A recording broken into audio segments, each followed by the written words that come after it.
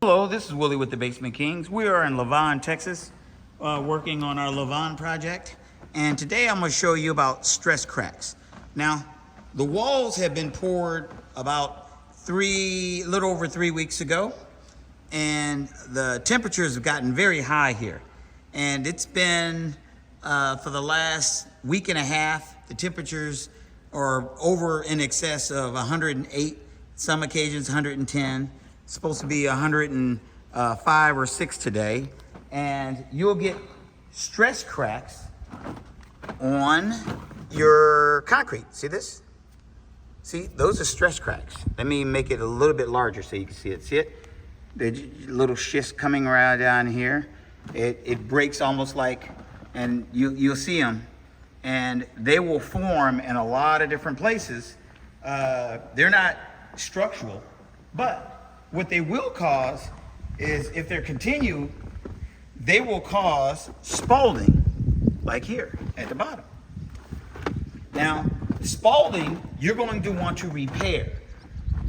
You're not going to want the spalding to show in your walls. Some basements, the contractors don't move it. They leave it and they consider it finished. We are going to seal our basement walls so we could literally cover it very, very quickly and not feel bad, because our waterproofing on this project is inside the concrete. And soon as the water hits those, our walls are going to crystallize. So it's going to get harder and harder over time. Most other products, they get weaker over time. That's why we like using the type of waterproofing that we use. Now, you will notice that on our next video, you'll notice that all these will be fixed. Just because you can leave them doesn't necessarily mean you should. So we tend to patch all areas of ours, because what we're going to do is, on the inside, after we pour this foundation, we're going to do the hammer test. And a hammer test will find any voids in the wall, hollow spots. And when you hit a hollow spot and you tap it, you may find that it may look like something like this. By the time you hit it with your hammer, it'll open up, and you may end up with something that look like this. So by opening up those hollow spots, it's an advantage. At least it is for us. Now, I just did one before I made this video, and I want you to see just how deep this one turned out to be. Let me get it a little closer. This goes in about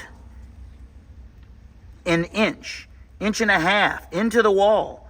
So if you leave those spots, it looks like everything is fine, but you have to make sure you cover these areas.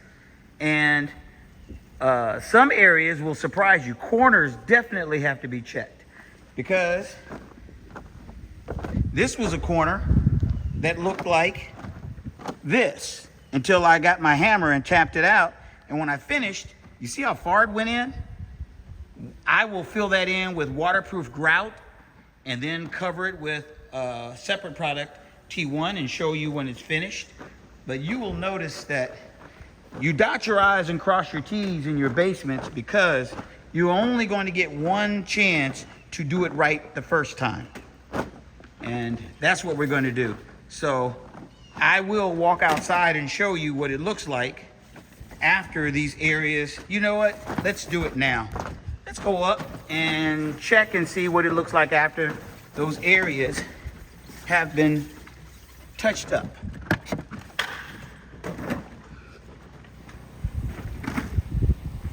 These walls are 12 foot tall, so it took me a couple of seconds to get out.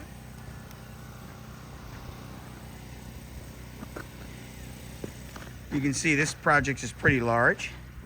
Back it up a little bit so you can see it. There you go. And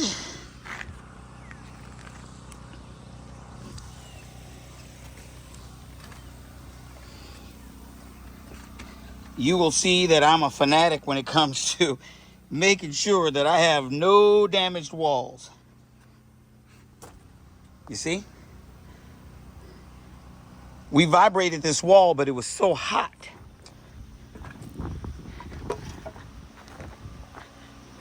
And you can see we've already tapped out these walls, filled them in, and I just showed you that some areas could have been as deep as 1 inch. And I showed you a corner that was missing. That's what happened here. And you can see that corner had been rebuilt. And it's up and down the wall. So it has to be done right. If you don't, you may have water coming in. And you got a quick look at our flat pipe. We're the only company in the state of Texas that use flat pipe to drain. It drains twice as fast as round pipe. And the openings are wider. So we get a lot more water. So, now that you've seen it, let's get busy.